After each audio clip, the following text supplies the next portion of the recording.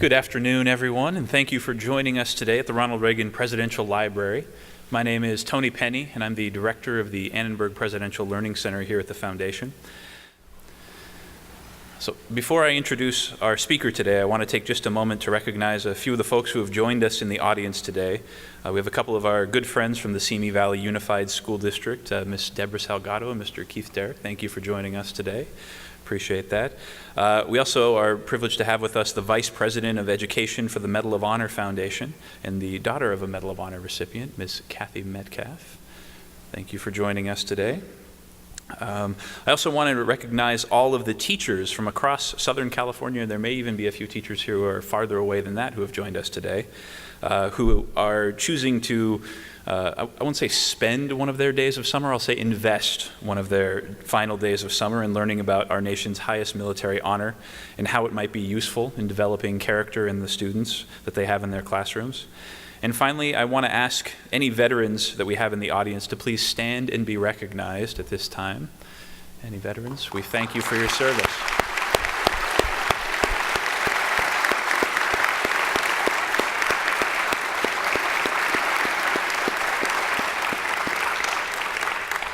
We thank you for your ongoing service to our country.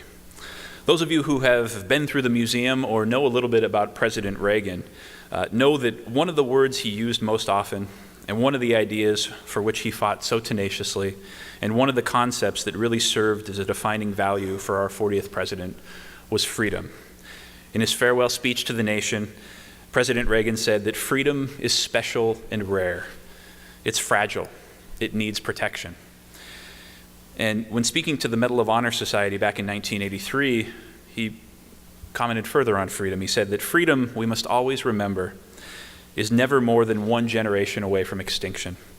Each generation must do whatever is necessary to preserve it and to pass it on to the next, or it will be lost forever.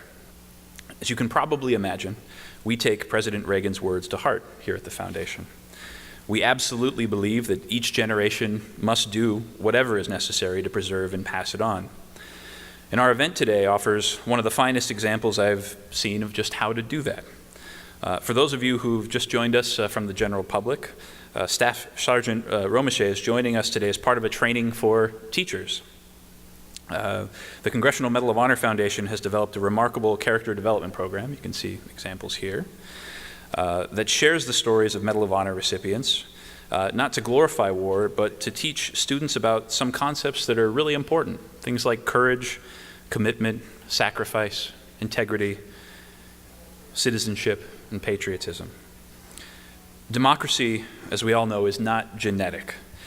And in addition to the skills and content that you teach each day, you realize that the skills and knowledge without character doesn't mean much. So to all of our teachers who are in the audience, we thank you for all you do in your classrooms to preserve and protect freedom. In addition to preserving freedom through the powerful work of our classroom teachers, we know that there are people and places in the world throughout history who haven't shared our American values of freedom. And that from time to time, preserving freedom means that we must send the finest and bravest men and women in the world into harm's way. Our troops, whether landing on the beaches of Normandy or piloting a helicopter in the dense jungle of Ia Drang, or defending an outpost in the remote Nuristan province of Afghanistan, have borne a heavy burden and all too often paid a tremendous price to preserve our freedom. And for this, we say thank you. Our special guest today represents the very best of both these approaches to preserving freedom. He is both soldier and today educator. In fact, today is the very first time, as I understand it, that he is going to have the opportunity to join the education team with the Medal of Honor Foundation at one of their teacher training sessions. So we are incredibly honored to be the host venue for your first appearance in this light. And I'm sure it'll be the first of many, many forays into the world of education. So you are all a very lucky group indeed to be here. You can say you knew him when. And I know that you've traveled all the way from North Dakota to join us here today, so thank you very much. So I won't tell too much of his story because I'm sure you'd rather hear it straight from the source. But Staff Sergeant Romesha comes from a long tradition of service. One of his brothers served in the Army and the Air Force, and another brother was a Marine. His father was in the Army and served in Vietnam, and his grandfather was also in the Army and was in Normandy 2 days after D-Day. He was awarded the Medal of Honor in February of 2013 for acts of gallantry and intrepidity at the risk of his life above and beyond the call of duty during the Battle of Kamdesh in 2009. It is a tremendous honor to have you with us here today. Please join me in welcoming Staff Sergeant Clinton Romachet to the stage.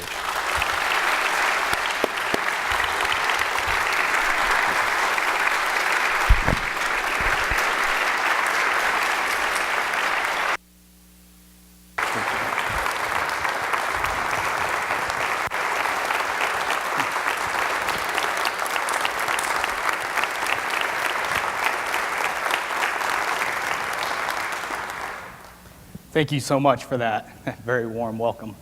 I want to start off first by, once again, if you've ever worn the uniform of this nation in service, can you please stand up one more time? I personally want to thank you guys for your service, your sacrifice, and to say welcome home. Thank you so much.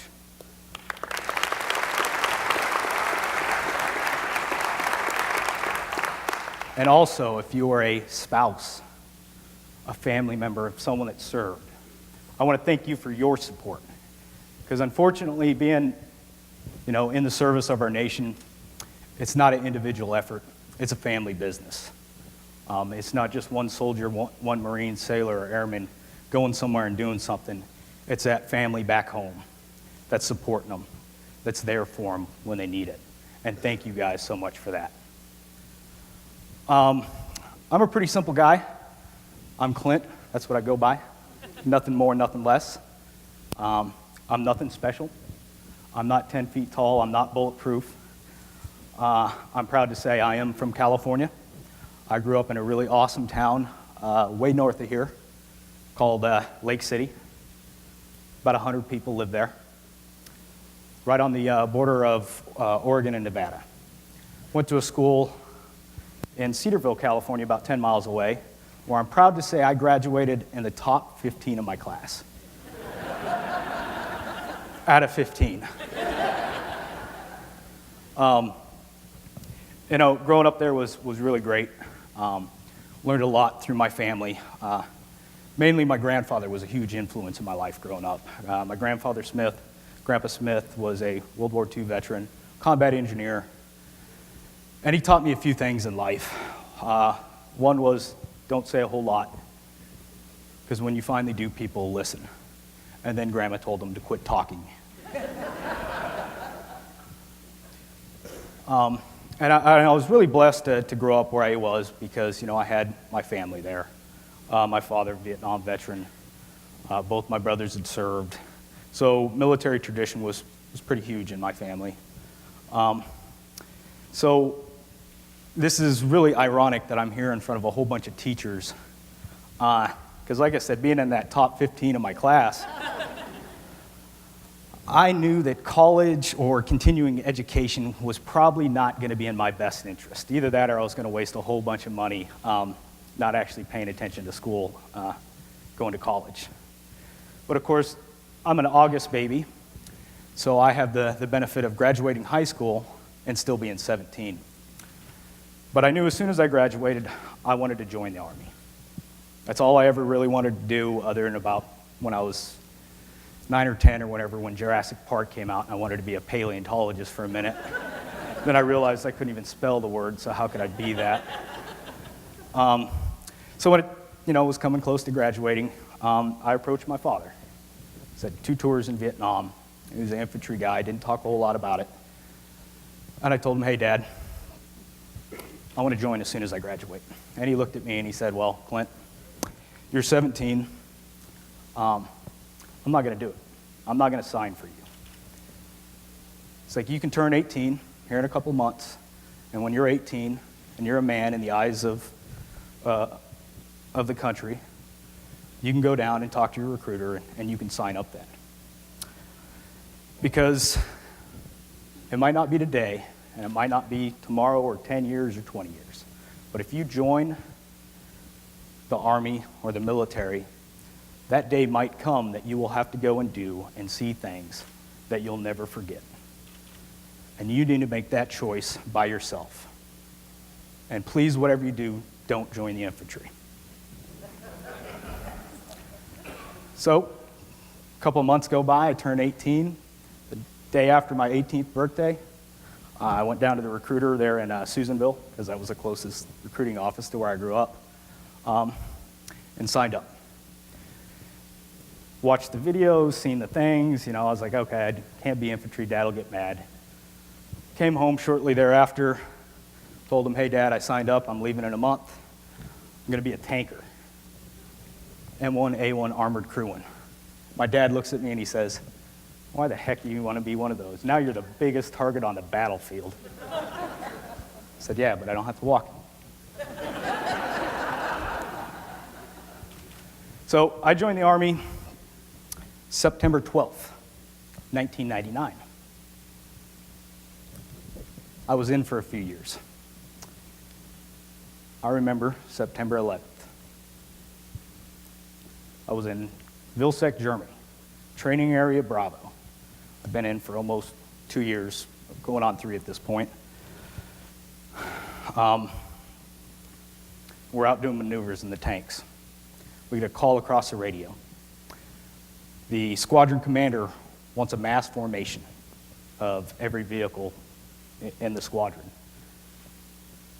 We're in the middle of training. We'd been there for about a week or so. And this just doesn't happen. You don't line up all the vehicles out in the middle of a training exercise to have a birthday party or something. It just, something's going on. We get there, line our tanks up. Everyone crawls off their vehicles. We get in formation. Colonel comes out to the front of formation and says, hey, who here lives in or has family around New York City? Handful of guys, I think it was about 6, in the whole squadron formation, put their hands up, and he said, come with me. And he pulled them out of formation, kind of took them around the side of his tank. I could still kind of see what was going on from where I was standing. And he reaches into his pocket. I can see he's sitting there talking to these guys. Reaches into his pocket and he pulls out a cell phone and starts handing it to them. He walks back to the front of formation and says, hey, boys, don't know all the details yet, but we've just had a terrorist attack against the United States. They've flown 2 planes into the World Trade Center building. From this day forward, life is going to change. All the training we've done up till now, there's going to be more. Be ready for it. We got chow laid on. We're going to eat some hot chow real quick. We're going to run to the ammo supply point. You guys are going to load up your tanks with ammo, and we're going to do perimeter security for Camp Vilseck. For a week straight, there in an M1 tank, I sat on the perimeter of Vilseck, not knowing what was going on. But I knew what my father had told me just a couple years prior to that. Life was going to change. Fortunately, when we first kicked off in Afghanistan, that is not the terrain for tanks to be in. Iraq hadn't started yet, and I'd pulled orders to go to Korea. On my way to Korea was when we actually kicked off the ground invasion for Iraq.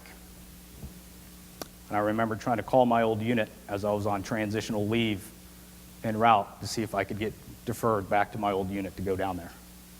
My old unit was actually in Kosovo at the time and got extended. I got told that, nope, they need you more in Korea. You'll go there for the next 18 months.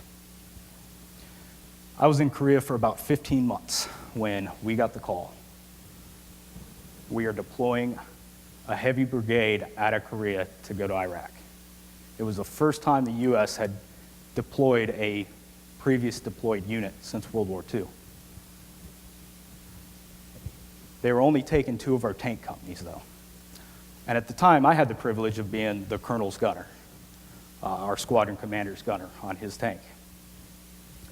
But about 2 months before we'd gotten these orders, one of my mentors, Sergeant Gariantes, the first NCO I met going to Germany, he was that NCO that, as a lower enlisted, you looked up to and said, I'm going to be Sergeant Gariantes. He's the man. He does the right thing when no one's looking. His character is impeccable. He talks to you like you're an adult. That's who I want to be when I grow up. And unfortunately, Sergeant Gariantes had died in Iraq just a few months before. So when I heard we had orders, but they're only taking 2 companies, I went to Lieutenant Colonel Jost at the time, my squadron commander, and I said, hey, sir, I want to go with the Alpha tank to the desert. And I'd been his gunner for about 6 months. We've kind of had a rapport. And he looked at me and he's like, well, you know, you've spent 15 months here in Korea, 3 more months to go. I know your orders take you to Fort Irwin, California. You can finish the rest of your time in the Army down there at Fort Irwin and never have to step 1 foot overseas. What would your wife say if I transferred you to Apache tank to go to Iraq, knowing you have this option to finish out your contract and never have to see anything? And I told him, well, I know what she'll probably say, but that's not what I want to do. And he told me, well, you need to go home after work today, call her. Let her know what you plan on doing. And if she tells you yes, I'll approve that transfer. Next morning, showed up for formation, seeing the colonel. I said, hey, you won't believe it, but Tammy, she gave me the green light. I'm good to go. 13 months later, after I got back from Iraq on that deployment, me and my buddies were hanging around, having a few beers. Tammy heard that story, my wife. She doesn't quite remember that phone call.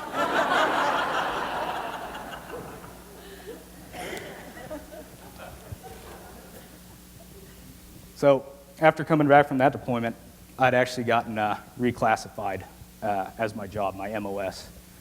I went from tanks to being recon, or a cavalry scout, light reconnaissance. Giving up a 70-ton tank for what we call LPCs, leather personnel carriers, boots. I finally had to start walking. My second time in Iraq, we were stationed right outside of kind of the international zone. Ended up, we were right outside of Sadr City by the end of it. Got extended over there, did 15 months. You know, it was another hard experience, you know, being away from the family that long, but still a good one because I was there with my brothers. Came back from that deployment, and at this point, you know, I only joined the Army for 4 years. That's all I thought I was ever going to do. My dad didn't think I'd stay in that long. I didn't think I'd stay in that long, but there was something about being in the military that I loved. I loved being with my battle buddies. You know, I loved that teamwork, that compassion. You know, just being part of something bigger and better. To kind of pay back this debt that I felt like I owed to this nation. Because that's what's great about this country, is that greatest gift we've been given since birth, freedom. The chance to do and be anything we want. And I think we take that for granted too often. We really do. But I felt like, hey, I could keep paying it back. You know, because if not me, then who? So by the time Afghanistan came around, though, I realized my oldest daughter, who's getting about 9, 10 years old at that time, I'd only seen her about 3 years of her life. And before I left for Afghanistan, me and my wife had decided, look, this will be my last stint. My last hoorah. I never planned on retiring out of the military. It was just a kind of fun job to do until I grew up and realized what I was really going to be. So we'd made the decision before leaving. Well, we're starting to do our prep work on Afghanistan, and we're hearing from the intel briefs, and more importantly, Sergeant Joshua Kirk, who was with the 173rd 6 months prior to our deployment.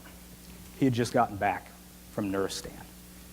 That same Providence we're going to, the same exact area we were going to, he had just gotten back from. And he was telling us about this place. This place sucks ass. We're the farthest north U.S. forces in the country. All our resupply has to be done by helicopter. You can't drive there. You can't walk there. It's a tough spot. But what Sergeant Kirk brought to the table, though, was a first-hand knowledge. Because you can watch all the PowerPoint presentations you want. You can hear your commander telling you all these intel briefs. Nothing replaces that first-hand experience of someone that's been there. And that's what Sergeant Kirk brought. He let us know, hey, we need to know how to angle fire. Because you're going to be firing straight up a mountain at a 50-degree angle plus. We got to be physically fit, because these guys get to run up and down the hills in man jammies and flip-flops, and we'll be humping about 80 pounds of gear. The elevation, we kind of lucked out on, because coming from Fort Carson, Colorado, we're about the same elevation, that 6,000-foot mark. So at least we could breathe a little when we got there. But it wasn't until I remember that first night getting there. It was me, my platoon leader, Lieutenant Bunderman, my platoon sergeant, Sergeant Guerrero. We were kind of the advon for the platoon to go to Combat Outpost Keating. And the only time they'd fly in there is at night, and only the darkest nights. And I didn't realize why at first. Didn't make sense until I got there, unloaded that Chinook that night, and I remember stepping out the back of the aircraft, looking around, and I can just see darkness. And I'm trying to look up, and I still see darkness. Because normally with a set of night vision goggles, you could at least see stars. And I'm still trying to look up, and I still see darkness. And I thought, well, shoot, my NVGs, my night vision goggles, obviously are broken. And I snowballed my way, and they take us onto the outpost, get us situated, give us a little chow, show us where we're bedding down for the night. We get a couple hours of sleep. The sun comes up the next morning. I remember getting outside for the first time in the daylight. Step out the front of the barracks, and I look around.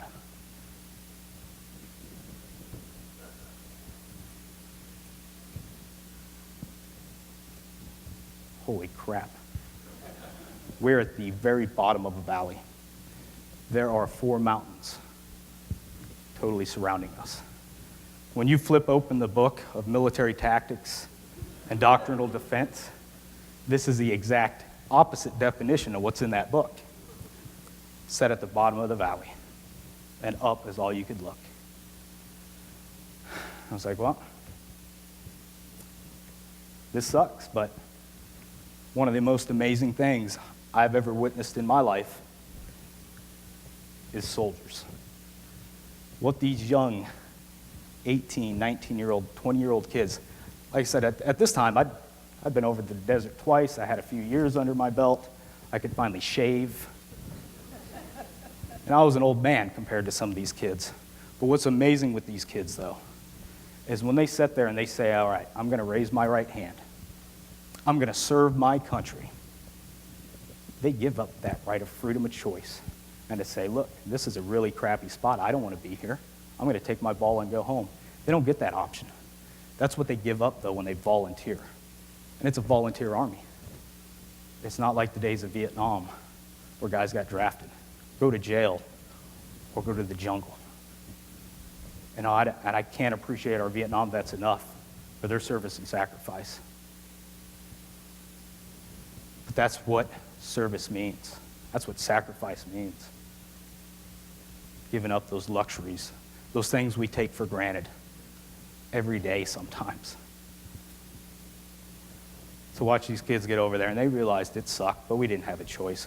But I'll tell you what, we were going to make the best of a bad situation. You couldn't keep us down. We were still going to capture a goat and throw it into my platoon leader's room while he's trying to sleep and lock it in there. We're still going to sit there and wait for our commander to be in the middle of a brief and throw a grenade over the wall to interrupt him so he couldn't get all the way through it. No, we were still going to pick each other up. We were still going to continue on. Because you just can't keep that American spirit, no matter what the situation is, bottled up or suppressed. That's what makes us who we are. That's what makes us this great country. That when the going gets tough, we shine, and we shine bright. October 3rd, 2009. 6 o'clock in the morning. I'm still asleep. I had just gotten off guard a few hours before, trying to catch up on some sleep before my next shift.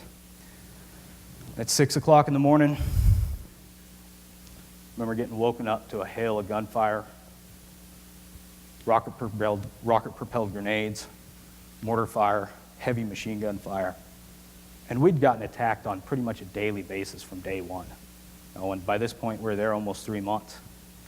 So it wasn't out of the ordinary to get woken up. But this day, you could tell there was something different.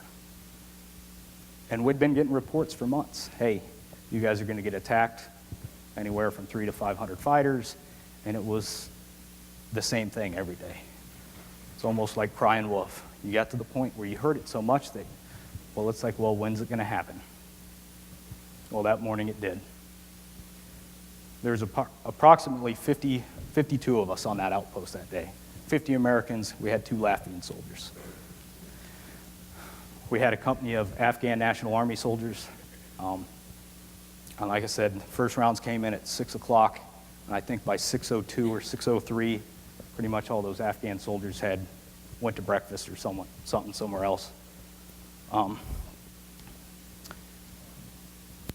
Remember throwing my kit on, turning my radio on, and at the time, my actual platoon sergeant, Guerrero, was home on leave. I was assuming the role of the platoon sergeant for the platoon that day, Red Platoon. So I'm listening to the reports coming in, and 1st Platoon, Red Platoon, we were the perimeter defense. Every report coming in from each one of our positions, they were taking overwhelming, accurate fire. Each one of the gunners in defense went in what's known as a cyclic rate of fire on their weapon system. As fast as that thing could shoot, whether it was a 50 cal, a 240, or a Mark 19 fully automatic 40 millimeter grenade launcher, was trying to fire back to reestablish what we call fire superiority. And it wasn't happening. After about the first 20 minutes, we'd gotten the first call across the radio. Kevin Thompson, one of the mortars, had been hit. Our mortar pit had been totally suppressed, and we couldn't get our 120s up and out that could normally help defend us. We had OP Fritchie up on the hill from us, who could normally support us, but at the same time, they were on the verge of getting overran. And their defenses were tied up, and their 120 mortars were ineffective. Within about the first hour and a half, we had lost control of the perimeter. The enemy had breached our wire on the east side of the COP, or the outpost where the A&A Army was. And shortly thereafter, we had a call come across the radio, enemy in the wire. At this point, Lieutenant Bunderman, my platoon leader, who was the acting on-the-scene commander that day, because Captain Portis, our company commander, had to go back to Fob Bostic for paperwork issues with the change of command going on. So Lieutenant Bundy, first lieutenant, his first deployment ever, is in charge of 50 guys on an outpost getting overran. If it wasn't for Lieutenant Bunderman being on that radio, coordinating the fires with the aircraft, dropping 2,000-pound bombs less than 200 meters from our position, we wouldn't have made it. It was his courage to understand the risk and reward factor of how close can I drop these bombs. I remember running into the TOC at one point, the Tactical Operations Center, as I'm trying to get an assessment of the battle that day. And like an awesome lieutenant, he's in there with his nose in the book. Like, sir, what the heck are you doing reading a book right now? Kind of got some stuff going on. And I see the back of the book, and it's basically the fire data plan for close air support. And he's computing the math on how close he can drop these munitions before he's going to hit us. And everything he was calling in was a 90% chance or better that we were going to drop it on ourselves. But he had the courage and the guts to make that decision right there. And if it wasn't for him doing that, we wouldn't have lasted very long. Like I said, our perimeter defenses were overran. They'd ran out of ammo. The only one left was Specialist Kopis, holding off a Mark 19 position. First time I went out to Kopis, he was by himself because we'd normally put a machine gun team next to him to help support that. But there was so much enemy fire coming in that if you weren't in a hard vehicle like a Humvee, you couldn't stand out in the open because it was literally like shooting fish in a barrel. So we had to pull that machine gun team away. And Kopis sat in that truck 12 hours straight. 12 hours he sat there because he knew he was the only gun left in the fight. He knew that the Afghan National Army had abandoned their position to the east, and he was the only position that could hold that off. So for 12 hours, 20-year-old kid, by himself, minimal guidance, just did his duty like a champ. As I was sitting there listening to the radio, other reports started coming in. The one that hurt the most was our front gate, our entry control point, had to be abandoned. Sergeant Kirk had tried to maneuver up there in support of that position.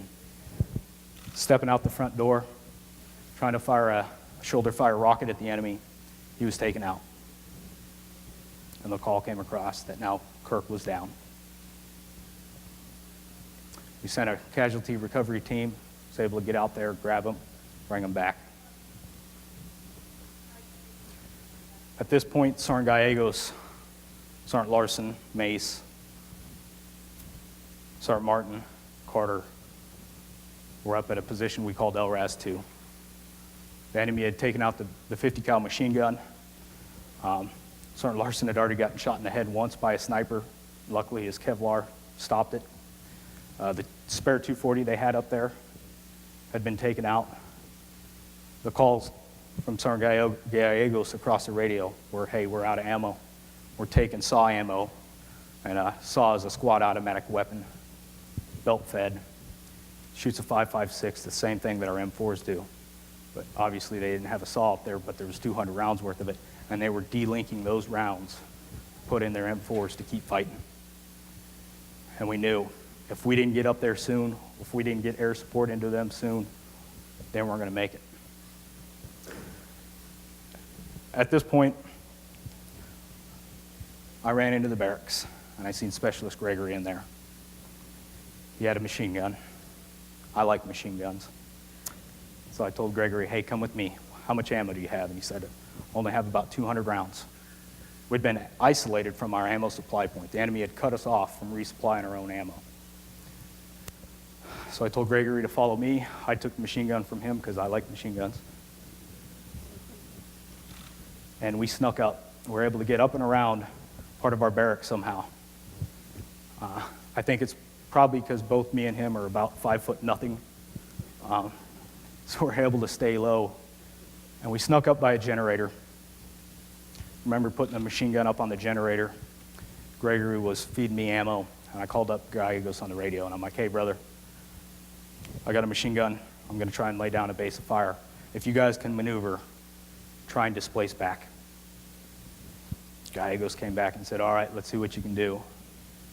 Put the first belt of 100 in and just started engaging.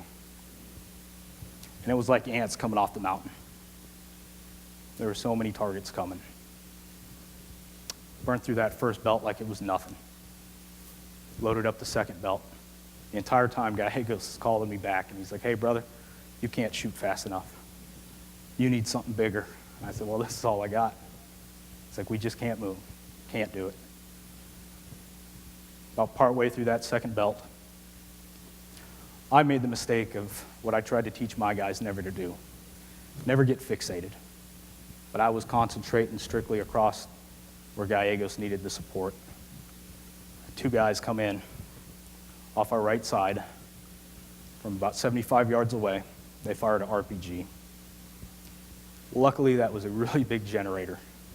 That RPG hit it, threw me onto Gregory, and I remember kind of shaking the dust off and picking him up, giving him a quick pat down, and then the cat was out of the bag. They knew we were the only machine gun position still talking, and we just started taking fire. Told Gregory, hey, I hope you're fast. You need to make it back to the barracks. I'll cover you. Dumped the last of that belt. Gregory made it back. I made the dash, got back to our little barracks area, handed the machine gun back over. In the meantime, someone else had found some more ammo, and I literally had to put him back on that corner. He only had about 20 feet of standoff. It's like, you've got to hold this corner, because they just kept squeezing us. Turned around and was going to go give Lieutenant Betterman a heads-up report, and my team leader, Sergeant Rasmussen, 6'5" guy from Minnesota, looks at me, says, Ro, you're hit. I look down and I see I kind of have a hole in my arm, so I'll be fine. And he's like, no, I need to stop the bleeding. So Raz puts a pressure dressing on me. I go into the Tactical Operations Center to talk to Bundy, trying to figure out where's our aircraft, where's our close air support, where's our artillery support, because it just hadn't showed up. Come to find out, the enemy had put anti-aircraft guns up on the mountaintop. First two helicopters we had coming in to support us got hit. They were able to be on station for maybe about a minute before they had to turn around. And it was about a 30-minute turnaround time, waiting for them to come back. Well, in the meantime of talking to Lieutenant Bunderman about what had conspired, I realized I could no longer feel my arm. I was sitting there and I was trying to keep it open and closing, and I just couldn't get it to move. My first sergeant noticed I was having issues. So he comes over and asks, Ro, what's going on? I said, well, I kind of got hit, but I thought it was good, but I can't move my arm. I don't know what's going on. And he looks at me and he said, who put your pressure dressing on? I said, well, Raz did. Well, that big dumb oaf, I think, pretty much put a tourniquet on you.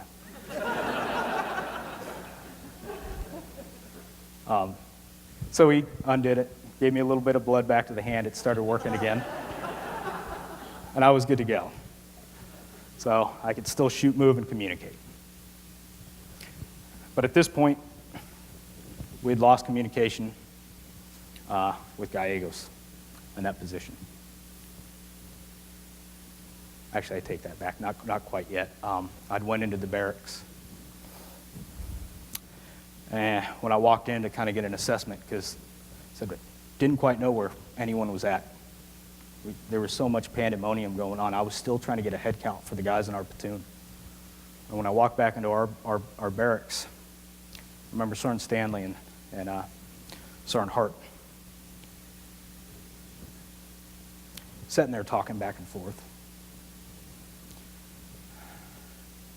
And Stanley looks at me, then he looks back at Hart, and he said, Hart, go talk to Sergeant Rowe. Hart comes over to me. I'm like, what's going on, man? Hart tells me, look, Sergeant Rowe, I got this idea. We found some more 50 cal ammo. I think I can sneak up to that extra truck, reload it, and I think if we push that Humvee over to Gallegos, we'll be able to get them. I told Hart, brother, I just got my butt blown off the generator. I can't support your right flank. If you move that Humvee, you have no support. But I can tell you this. There was no way I was talking Hart out of this. This kid, he knew what he was about to go do. He didn't care. Said, I got Griffey and I got Faulkner. They're going to come with me. I'll run the gun. They'll drive, reload me. And we went back for, I don't know, maybe 2 minutes or 2 hours. But I kept trying to talk him out of it, but there was no talking hard out of this. And finally I told him, look, go do it. This is the only chance we can get those 5 guys back. Let's take it.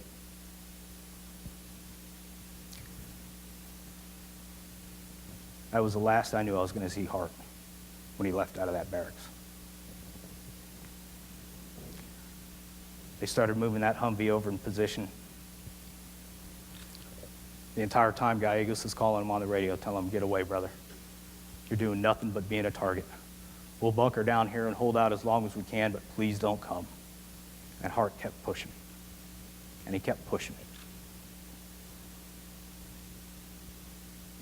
A few moments later, the call comes across the radio from Hart. They got an RPG pointed right at me. And that was it. A few minutes later, Faulkner showed up. He'd been pretty badly wounded. Don't know how he traversed that much terrain and was able to make it back. But he was pretty messed up and he couldn't really tell us what happened.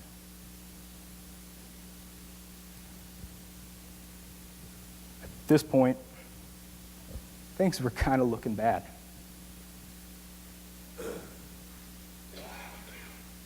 But we weren't going to let it happen.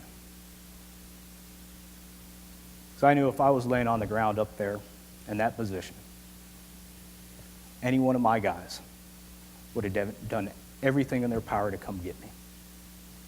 And that's when I made the decision. I walked in to talk to Lieutenant Bunderman, and I told him, hey, sir, if we don't get the ammunition supply point open back up, we're going to run out of ammo. If we don't get to that front gate and close it, they're going to keep pushing on us. And if we don't grab our guys, they're probably not going to be here to grab them later. Bunderman looked at me and said, all right, make it happen. Walked into the barracks. Never been prouder in my life. Said, I need volunteers. They didn't even know what the detail was for yet. 5 guys stood up.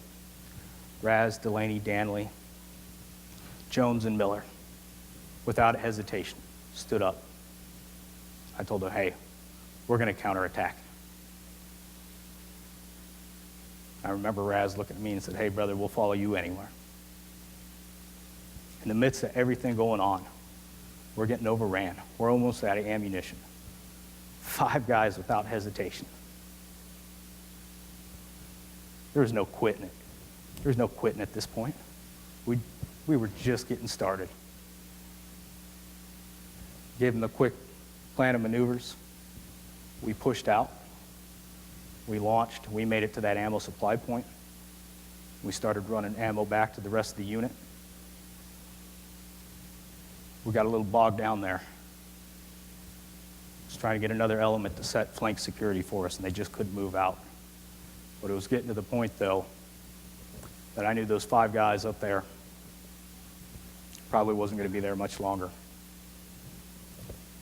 So I kept calling Lieutenant Bunderman, saying, hey, I've got to move. I've got to move from this position. The enemy knows where I'm at now. They're trying to pin me down. If we don't continue our bound, we're really going to be screwed.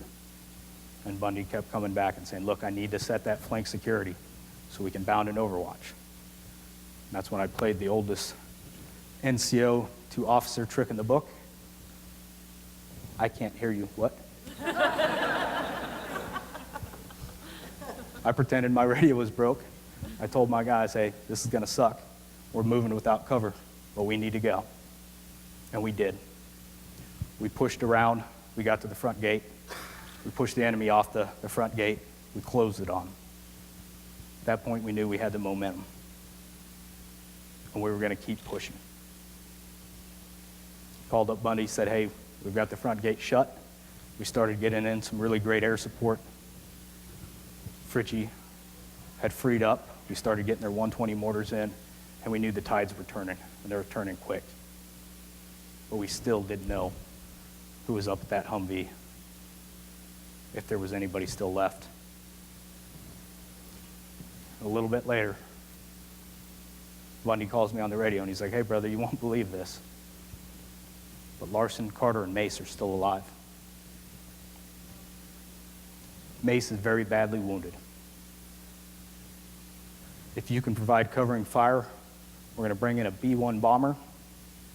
We're going to do a bomb drop on the village of Amul where the enemy had staged their initial attack. You support that, Larson and Carter are going to grab Mace. They're going to run him back." I said, "Yeah, we can make this happen." That B-1 came in, and at 300 meters, it was about 300 meters, the closest bomb that dropped in that village. He dropped every ounce of explosives he had on that aircraft. And it was like being in the bass drum of a rock concert. Just leveled it.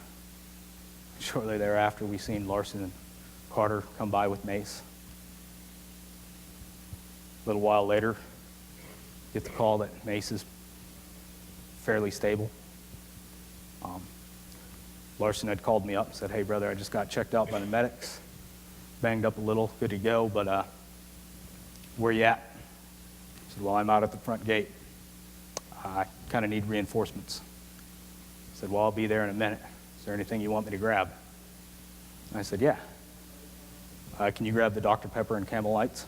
A few minutes later, Larson shows up with the 12-pack of Dr. Pepper, a carton of Camel Lights. And in the midst of everything going on, we took a little time out and we opened up that Dr. Pepper that had been setting out unrefrigerated for who knows how long. And we shared one real quick. Maybe it was 2 minutes or 2 hours. Once again, I don't know. But in the midst of everything going on, life was awesome right there. We knew the tides were turning. We knew we had our Dr. Pepper. And more importantly, Larson had told me where Gallegos was, where Griffey was, where Martin was. The only person we didn't know at this point, though, was Hart. So coordinated back with Lieutenant Bunderman, we came up with the plan. We're going to assault up and collect our heroes. We pushed out. We recovered everybody but Hart. Had no idea where he was. But we could only push so far. We started getting pinned down again. We couldn't maneuver. Started bringing the aircraft back. Bundy called back with, "Hey, we need to set defense. QRF has finally landed. They should be here in a couple hours." From our position, we could observe the perimeter once again. And we knew we could hold off if Hart's body was still on the outpost and if someone was going to try and take him. We would see it happen and stop it if he was still there. So we pulled up, set defense. And just as it was getting dark that night, Chosen Company came off the mountain, started sweeping down through our wire. We did visual link up. About 13 hours into it, they'd came across Hart. And at that point, we had finally established 100% accountability on all personnel. We'd lost 8 guys. Scusa had gotten shot earlier in the day from a sniper coming out of his barracks. But we finally had everyone. Because that was didn't matter what we were there for. Political reasons, didn't give a crap. That was our home. That was our little America at the time, with our brothers to our left and right. That was the only thing that mattered that day. It wasn't some political decision to keep guys in Nuristan or wait for an election. That was our house. Those were our brothers. I don't know any one of them that day would have done the same thing When I wear this little blue ribbon of silk, this isn't mine. This is for the 8 guys that didn't make it back. It's for the guys, the men and women that have served this country in conflicts past, current conflicts, and unfortunately future ones. This isn't mine. I'm just selected to wear it for the time being. But it is all of ours that have ever served. I want to thank you guys so much for letting me share that story. It keeps those 8 guys still alive. It honors their memory. It's their story. I'm proud to be the mouthpiece to speak in their behalf. And I can't thank you enough for your support, for your dedication to this great country, to understand what sacrifice means, what patriotism, character, integrity, what these values that we're established on. Because that's what we are. We're established on values. And unfortunately, in today's age, I think we've gotten a little astray. We've got priorities. Our youth has priorities. And there's nothing wrong with priorities. But priorities change. One day it's getting the newest iPhone. The next day it's the newest Samsung Galaxy. But values, those are constant. Those never change. There's no ranking structure in values.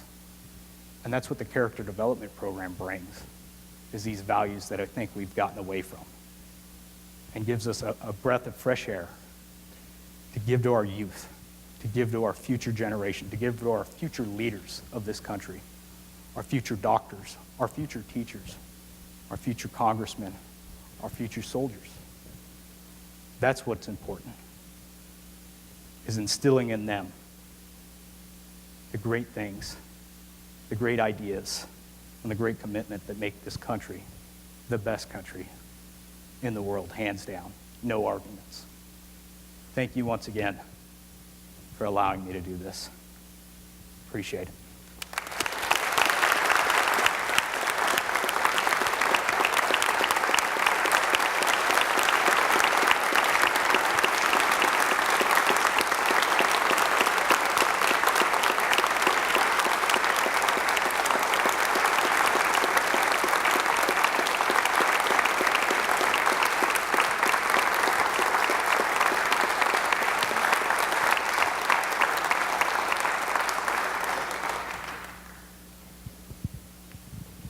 So I think we probably have enough time for maybe a question from our audience, and Why didn't you throw something at me and let me know as being a BS artist? I am not going to stop you in the middle of that story. I'm sorry.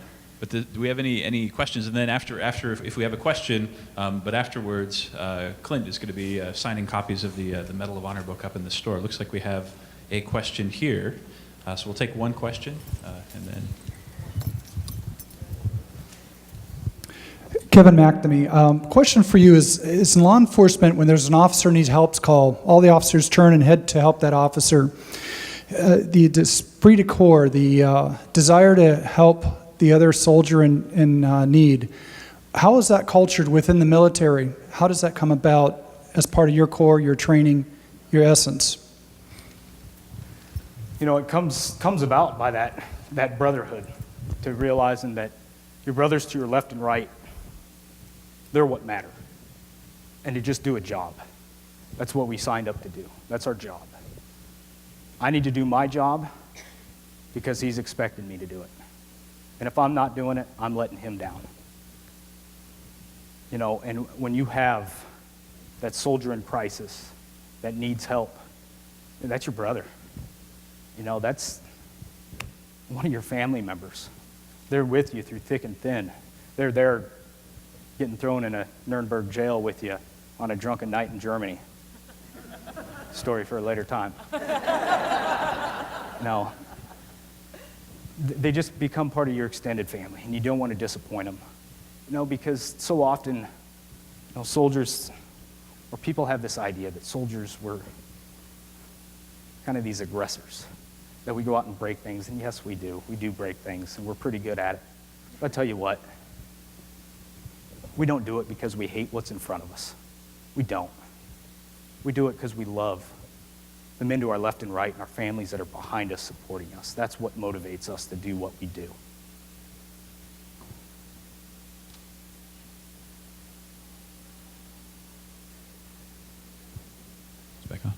Well, thank you so much.